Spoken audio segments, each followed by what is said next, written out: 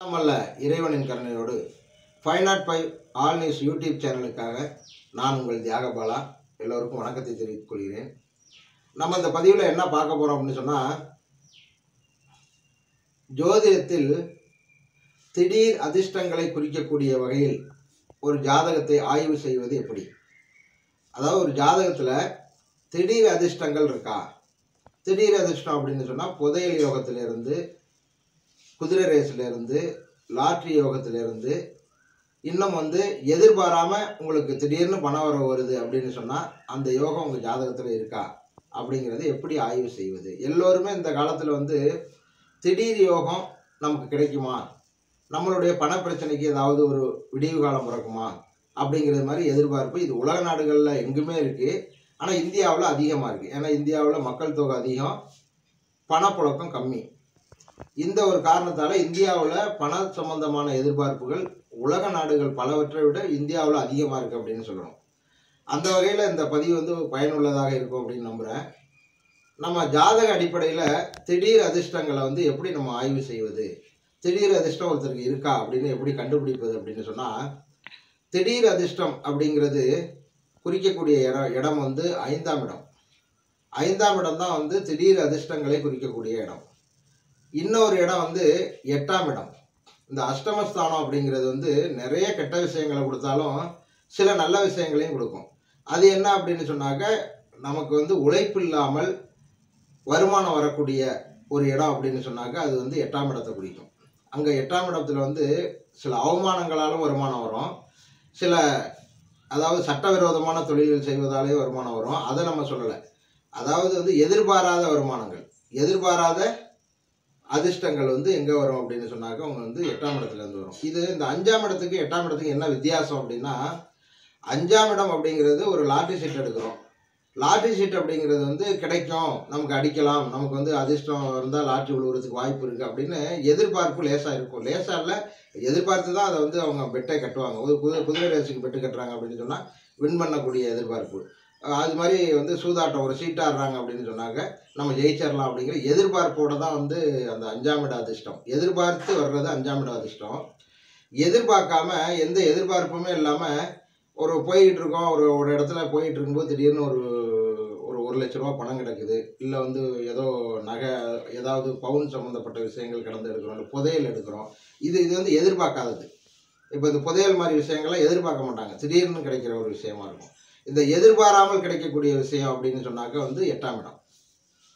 இதான் 5ஆம் இடத்துடைய அதிர்ஷ்டத்துக்கும் 8ஆம் இடத்துடைய அதிர்ஷ்டத்துக்கும் வித்தியாசம், இந்த 2 விதமான விஷயங்களுக்கும்.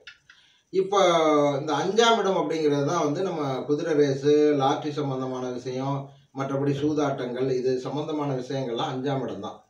இந்த 5ஆம் இடம் எப்படி இருக்கணும், 5ஆம் இடமும் 8ஆம் இடமும் எந்த மாதிரியான தொடர்புகளில் இருந்தால் நமக்கு திடீர் அதிர்ஷ்டத்தை கொடுக்கும் அப்படின்னு பார்த்தா, அதாவது 5ஆம் அதிபதி, லக்னாதிபதி, இவங்க 2 பேரும் 2ஆம் அதிபதியோட சேர்ந்து இருக்குது. அதாவது 5ஆம் அதிபதியும் லக்னாதிபதியும் 2ஆம் அதிபதியோட சேர்ந்து இருக்குது.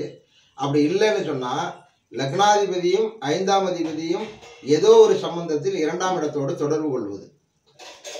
அதே மாதிரி 2ஆம் அதிபதி ஏதோ ஒரு விதத்தில் 5ஆம் இடத்தோடும் லக்னாதிபதியோடும் தொடர்பு கொள்வது. இது ஒரு நார்மலான, அதாவது ஒரு பெரிய அளவில் அதிர்ஷ்டம்னு சொல்ல முடியும், நார்மலான அதிர்ஷ்டத்தை கொடுக்கக்கூடியதாக இருக்கும். இந்த 5ஆம் அதிபதி, லக்னாதிபதி, அந்த 2ஆம் அதிபதி இவர்கள் தொடர்புடைய அந்த காலகட்டத்தில் இவர்களுடைய தசாபுத்தி எப்போ நடக்குதோ அப்போ அந்த அதிர்ஷ்டம் வேலை செய்யும். இந்த தசாபுத்திகள் ஒன்றா வரும்போது தான் நம்ம அந்த அதிர்ஷ்டத்துக்கான காலம் அப்படின்னு சொல்லி நம்ம கணக்கிட முடியும். அதாவது 5ஆம் அதிபதியோட திசையாக இருக்கலாம், அல்லது லக்னாதிபதியோட திசையாக இருக்கலாம், அல்லது 2ஆம் அதிபதியோட திசையாக இருக்கலாம். இந்த தசாபுத்திகளில் ஏதோ ஒன்று திசையாவோ அந்தரமாவோ அல்லது புத்தியாவோ இது 3 வேலை செய்யணும். அப்போ தான் இந்த அதிர்ஷ்டத்தை கொடுக்கக்கூடிய காலகட்டம் அப்படிங்கிறத நம்ம எடுத்துக்கலாம்.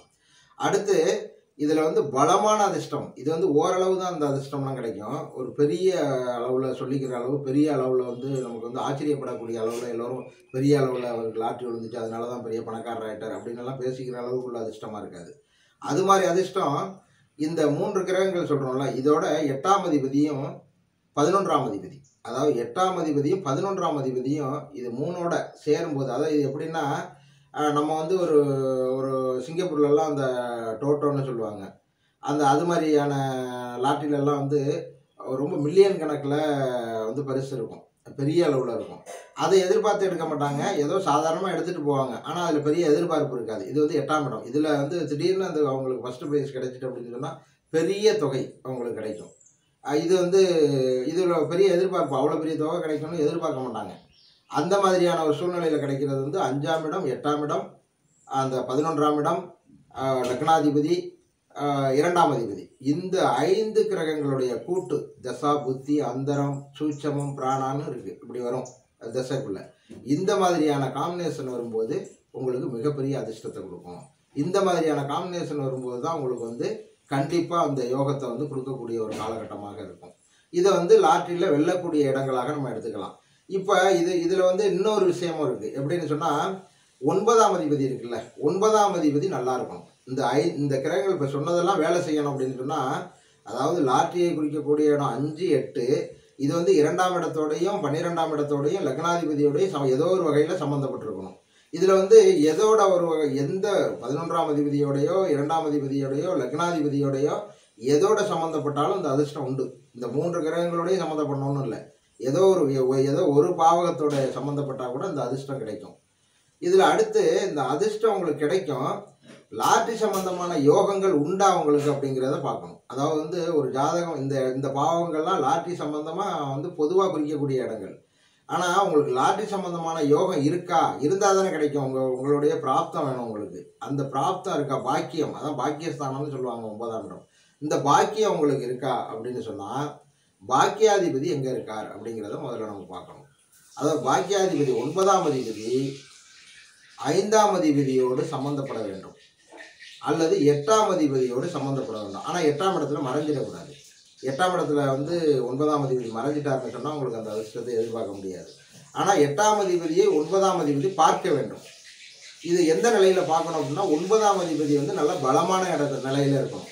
அதாவது 9ஆம் அதிபதி நல்ல பலமான நிலையில இருந்து 8ஆம் அதிபதி 9ஆம் அதிபதியோட பலம் குன்றிய நிலையில இருந்து, அதாவது உதாரணத்துக்கு வந்து 9ஆம் அதிபதி உச்சனாக இருக்கிறார், இல்லை ஆட்சியாக இருக்கிறார், இல்லை கேந்திர பலம் பெற்றிருக்கார், திரிகோண பலம் பெற்றிருக்கார் அப்படின்னா அந்த மாதிரி நிலையில இருந்து சாதாரணமாக ஒரு நட்பு ஒரு நிலையில் உள்ள கிரகமாக இருக்கார் 8ஆம் அதிபதி. அவர் ஒரு இடத்துல இருக்காருன்னு சொன்னால் அதை வந்து 9ஆம் அதிபதி பார்வை செய்கிறார் அப்படின்னா இந்த யோகம் உண்டு. கண்டிப்பாக ஆசீர்வாதம் உண்டு. எதிர்பாராத தனவரவுக்கான ஆசீர்வாதம் இறைவன் கொடுக்குறாரு உங்களுக்குன்னு அர்த்தம். அதே மாதிரி 5ஆம் இடத்துக்கு பார்வையோ அல்லது 5ஆம் அதிபதியோட சேர்க்கையோ இல்லை 5ஆம் இடத்துலையோ வந்து 9ஆம் அதிபதி இருக்கார் அப்படின்னு சொன்னால் உங்களுக்கு கண்டிப்பாக அந்த லாட்டரி சம்பந்தமான யோகத்தை கொடுப்பார். இந்த காலகட்டங்களில் 9ஆம் அதிபதியோட தசாபுத்தி வரணுங்கிற அவசியம் கிடையாது. இது என்ன வரும் அப்படின்னு சொன்னால் தசாபுத்தி அந்தரம் பிராணா இதெல்லாம் வருது இல்லை, சூட்சமம், இது 5 வகையாக இருக்குது. 5 வகையும் ஏதோ ஒரு வகையில் இந்த கிரகங்கள்லாம் சம்மந்தப்பட்டிருக்கும். 1, 2, 5, 9, 5, 8, 11 இது சம்மந்தப்பட்டிருக்கும்.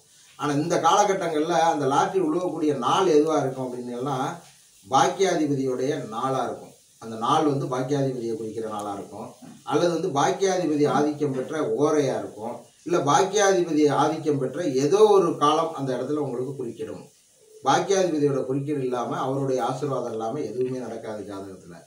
அதனால வந்து லாட்டரி யோகம் இருக்கா அல்லது எதிர்பாராத அந்த அதிர்ஷ்டம் இருக்கா, புதையல் சம்மந்தப்பட்ட அதிர்ஷ்டங்கள் இருக்கா அப்படிங்கிறத வந்து ஆய்வு செய்யணும் அப்படின்னு சொன்னாக்க இந்த பாவகங்களை சரியாக எடுத்துக்கணும். அதாவது 1ஆம் பாவகம், 2ஆம் பாவகம், 5ஆம் பாவகம், 8ஆம் பாவகம், 11ஆம் பாவகம் இந்த பாவகங்களெல்லாம் ஆய்வு செஞ்சுட்டு இறைவனுடைய ஆசீர்வாதம் இருக்கா, லாட்டரி யோகம் இவருக்கு பிறக்கும்போது வந்து விதியில் இருக்கா அப்படிங்கிறதுக்கு வந்து நீங்கள் பாக்கியாதிபதியை ஆய்வு செய்ய வேண்டும்.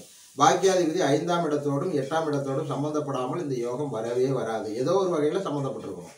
பரிவர்த்தனை இல்லை நட்சத்திர சாரம் பெற்றிருக்கணும், இல்லை பார்வை இருக்கணும், இல்லை அந்த ஸ்தானத்தில் இருக்கணும். ஆனால் 8ஆம் இடத்துல மட்டும் ஸ்தானத்தில் இருக்கக்கூடாது. ரெண்டாவது வந்து 8ஆம் அதிபதி போய் 9ல் உட்காந்துடக்கூடாது. இதை வந்து கவனமாக எடுத்துக்கிட்டு பார்த்தோம்னு சொன்னால் அவங்களுக்கு லாட்டரி யோகம் இருக்கா, எந்த காலகட்டங்களில் இது இருக்குது அப்படின்னு சொன்னால் அந்தந்த பாவங்களுடைய தசாபுத்தி அந்தரங்கள் வரும்போது அவங்களுக்கு அந்த யோகம் இருக்குது அப்படின்னு சொல்லலாம். இதாங்க வந்து திடீர் அதிர்ஷ்டம் எதிர்பாராத வரவுகளை குறிக்கக்கூடிய லாட்டரி யோகத்துக்கான ஜாதக அமைப்பு. நன்றி, வணக்கம். மீண்டும் அடுத்த பதிவில் பார்ப்போம்.